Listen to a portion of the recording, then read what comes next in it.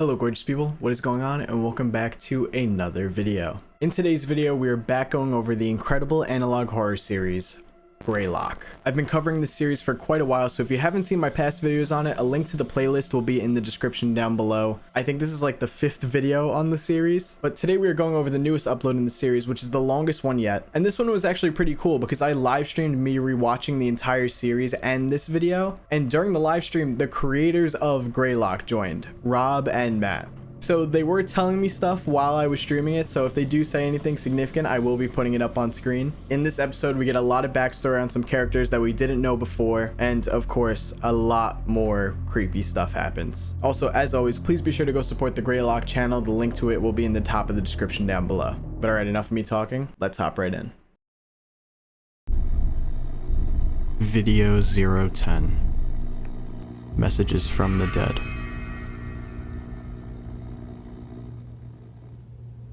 The serpent's right eye was plucked from his head and was transformed and engulfed in a great flame that was fashioned to provide light for all of creation. And lo, it was made to nourish the earth, so that life might thrive and flourish from it.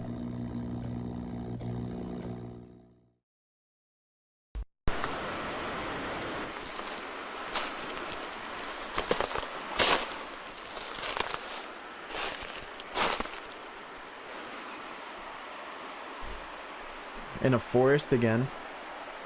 Are we on the mountain?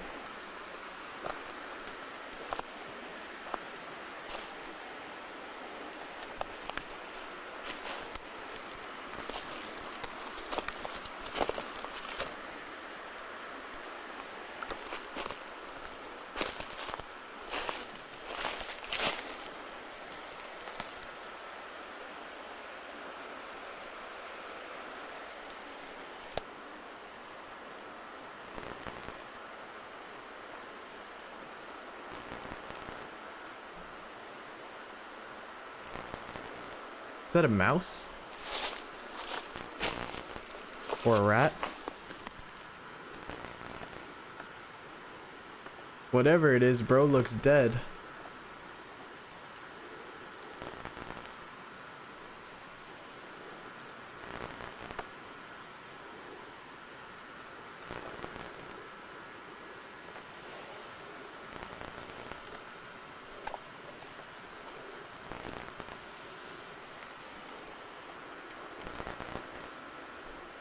Okay, we're taking it. Glove? Could this be the same glove that we saw in video 4 with the break-in? I could be overthinking. Could just be a glove.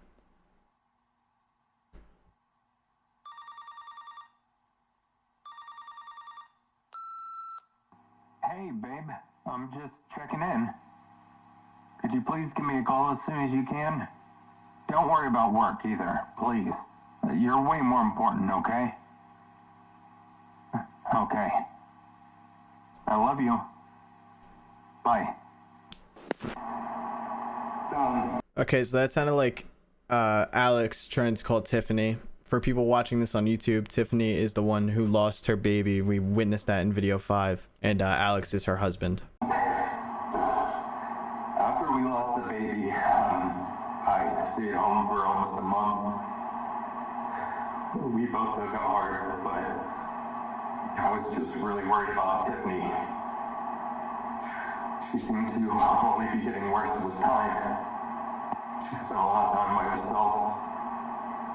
When it came time for me to return to work, we decided I would call home every day during my lunch break, just so we could talk and check in on each other. She always picked up the phone whenever I called. She knew it would worry me sick if she didn't pick up the phone. But this time, on that day, she didn't pick up.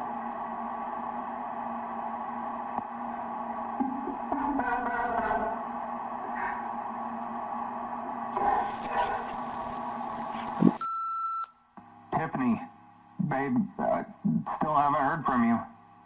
Hope everything's okay.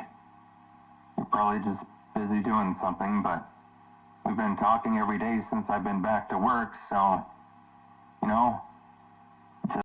I'm the hero, I do agree. It does sound like she may have killed herself because of the loss of her child, and that's why she didn't answer the phone for this day.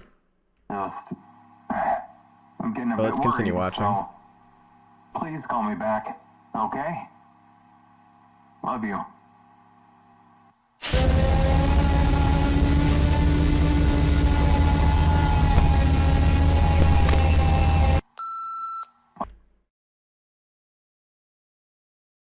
Huh? It's the triangle with the circle in it again. We're seeing this like every episode now, dude. This screams cult. So now I'd like to think, because if the Unit 13 news channel, right, from that one video also had the triangle with the eye, and then we see the triangle in the eye here in something that looks kind of cult related, would that mean that Unit 13 and the cult are connected and they're not separate? Because I thought they could have been like separate teams in this, but it does seem that they are directly connected now. Let's keep watching though. Could be jumping the gun. I'm not sure what's going on, but I'm gonna head home. I'm sorry, I'm kind of freaking out. I'll be there soon. Come on, Alex, you should have went home after she didn't answer the second call.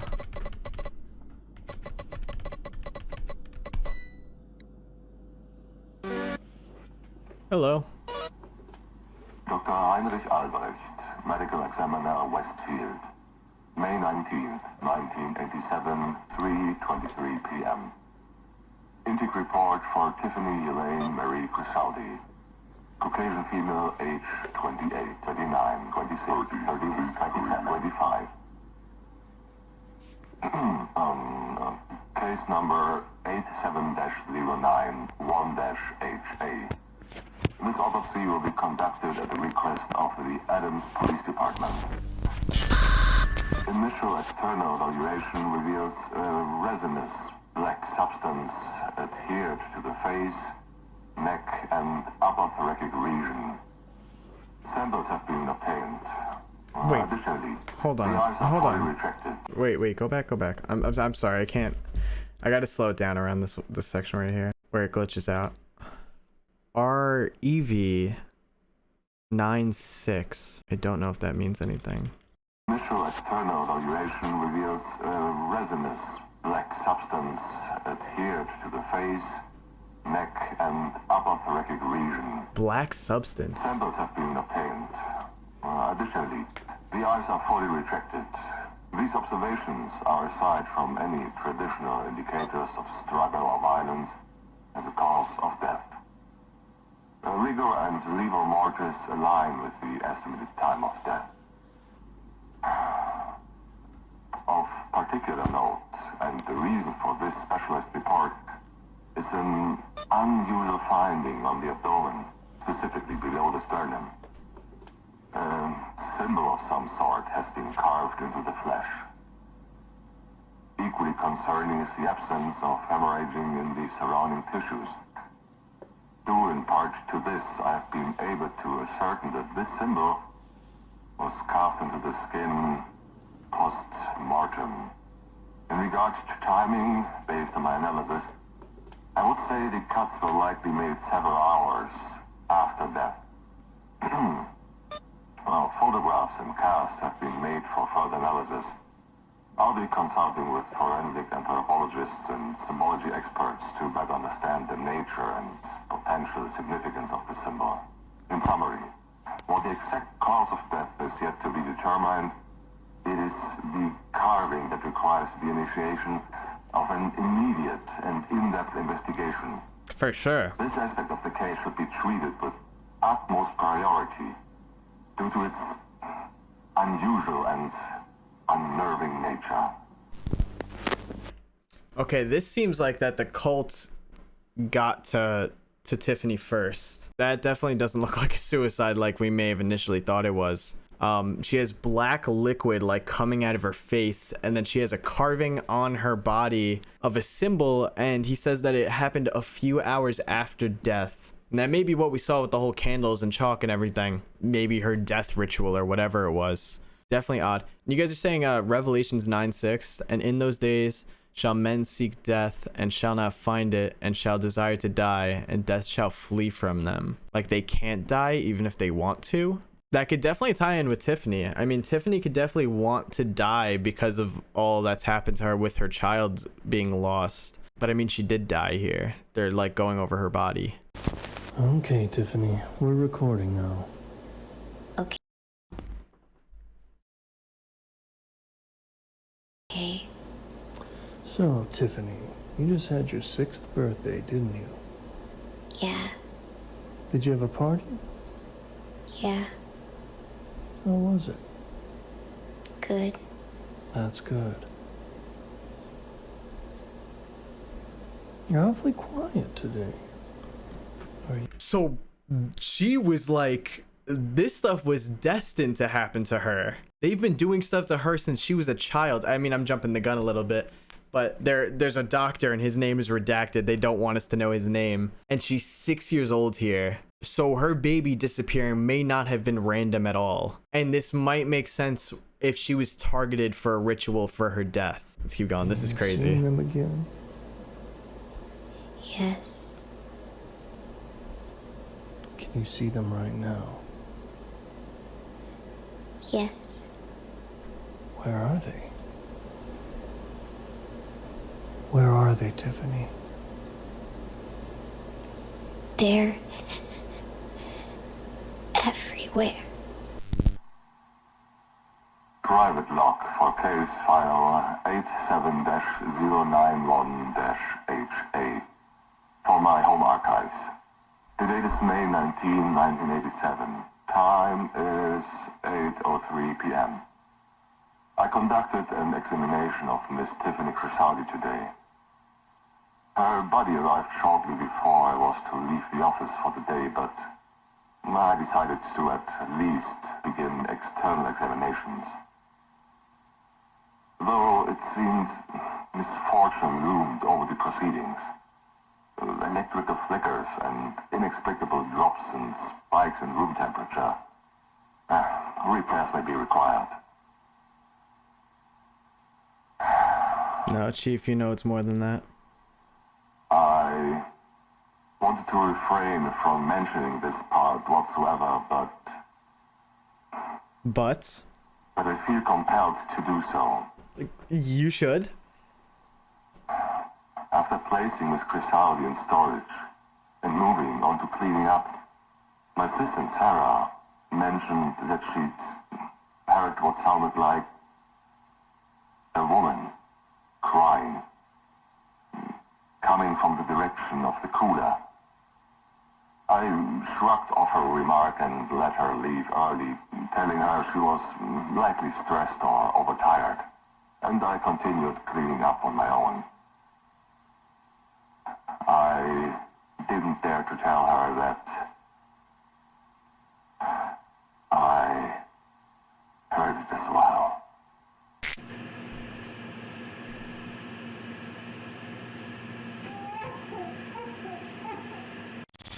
Okay, are you ready, Tiffany? I think so. What? Are you nervous? Yeah. Okay. I'll need you to follow my instructions, okay, Tiffany? As long as you do that, everything will be fine. Can you do that for me? Okay. Good. I'm going to play some sounds that will help you through this exercise.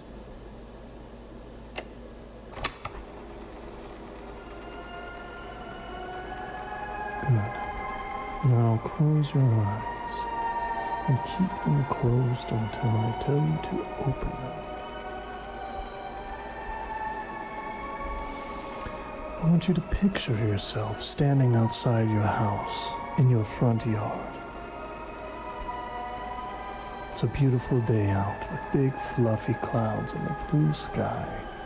No one else is around. Now look down at the grass around you and watch how each blade moves in the gentle breeze. Now look forward and see your house. You look around and see the trees around your yard. Watch how the breeze affects the leaves as it passes through. Make the wind blow a little harder, enough so the branches are swaying a little bit. I kind of want to close my eyes and do You this can hear exercise. all the rustling of the leaves around you. Wind calms down now, and you begin walking very slowly towards the front door of your house. Step. Step. Step. Step. And with each step you take, it looks like the day's getting later and later. Soon the golden rays of the sunset are shining against your house. The front door is closer now, but you still have some more steps to go. Step. Step. Step. Step. Now you're only 3 steps from the door. Step. The sun vanishes behind the trees, going down. Step.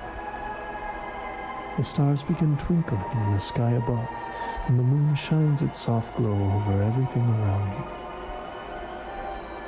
Step. You arrive at the front door. Reach out your hand, turn the doorknob, and open the door. Your house looks like it always does at nighttime, except you're the only one here now. You take off your shoes. First the right shoe. Then the left shoe. You can feel the floor against your feet. You can smell the familiar aroma of your house. Everything is in its proper place. You are alone. You're going to walk quietly to your bedroom now. You come to the stairs and begin to walk up. You hold on to the banister as you go, letting your hand slide up. Step. Step. Step. Step. Damn, we're walking a little slow here. You reach the second floor hallway. Everything is in its proper place. You are alone. Nobody else is here with you. You look to the right and you can see your bedroom door closed at the end of the hall. And you start walking nice and calmly towards it. You see the door coming closer with each step. You can see the pink flower stickers that you put on it 2 years ago, and the small wooden sign that reads Tiffany with the little blue bird in the corner. Step. Step. Step. Step. You're at your bedroom door now. You reach out your hand and grasp the doorknob and turn it. The door opens, and you can see that your room looks just like it did the last you saw it. You see the colorful quilt on your bed. You see your small white dresser with all the stickers and scuff marks, just like always. Your stuffed animals are all resting by your purple toy box. You feel comfortable. You feel safe. You are alone. You walk into a room, and that's when you can see something different that's never been there before. Tell me what you see. It's a door next to my window. That's right, it's a door. What does the door look like, Tiffany? It looks black. It has weird marks on it. The wood looks weird. Walk to the door and open it. I'm scared. It doesn't matter if you're scared. You must open the door.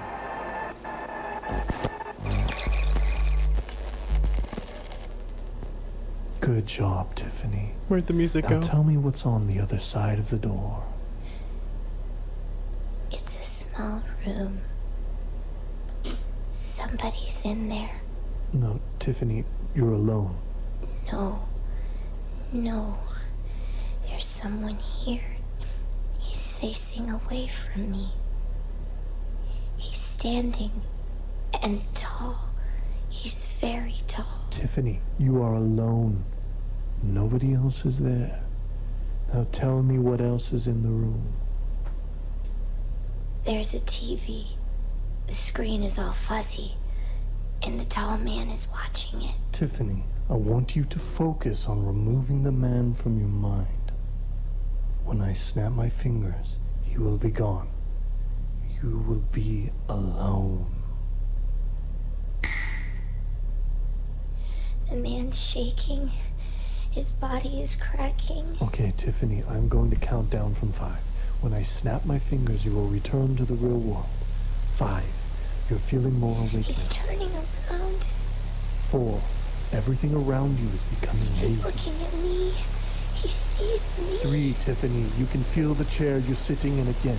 2, everything around you fades to the blackness behind your eyes. 1, full control of your body. 0, you're awake, Tiffany. You'll return to reality now.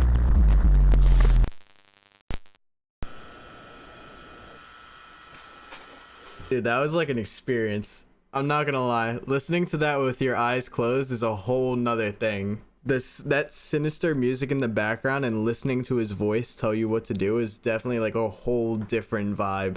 She refers to him as tall man, that thing in the room, that person in the room. She says he's a tall man, and Paul Morelli described what was in the forest as a tall man. But a few of the guys said they'd seen something running around in the woods surrounding the site. I figured it's probably a deer or whatever, but seeing all the ruckus we're making out here, you know? But they all insisted it was something else. Something like a real tall man. Whether this is the first contact or creation of the dude with the cracked mask, or if he's existed already, I don't know. But you could tell that the doctor did not expect this guy to be there. And yet he was, and he seems to be extremely, I want to say extremely powerful. You can hear the stuff in the room shaking. 0, you're awake, Tiffany. You'll return to reality now. And then of course, hold on, I gotta go back here. I think this is just a picture of Tiffany. Oh God. Jesus. Yeah, it seems to be it for that section. Is Tiffany like the first one for their thought form experiments? Is she kind of like the start of it? Or who knows? I mean, I think it's definitely something to consider. It is, someone said that like maybe she's just like very powerful like spiritually, and as far as creating thought forms go, that definitely could be a possibility. Maybe she's like a prodigy in what she does.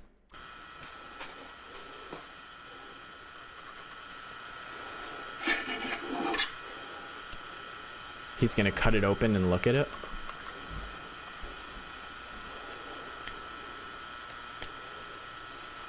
I'd like to believe he that he found this rat on the mountain, and he's trying to see why it died, maybe like if the mountain affected its death. My theory is this is Jim Melgren investigating here. I don't know why anybody else would be around looking at rats, except for somebody that would be investigating.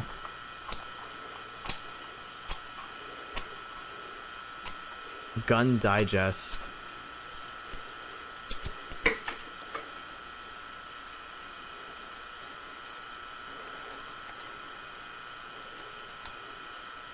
Black goo comes out. That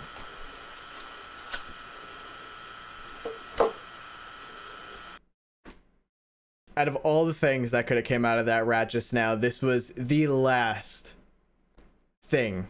What? Bro just pulled a tape out of a rat.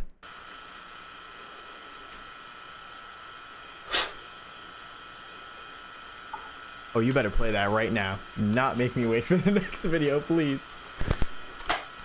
Oh, thank God.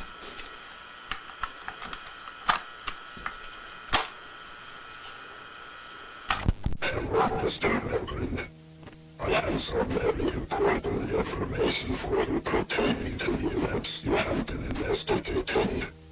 You must have questions regarding who I am, how I located you, and what reason I am contacting you. I won't be answering any of those questions, but I will be clear in due time. For now, I am simply offering you information. You can take it or leave it. It's impressive you remained alive for this long. But then again, you've gone to great lengths in the past in order to survive, haven't you? I'm going to tell you a story, Jim. A story that you've been dying to hear.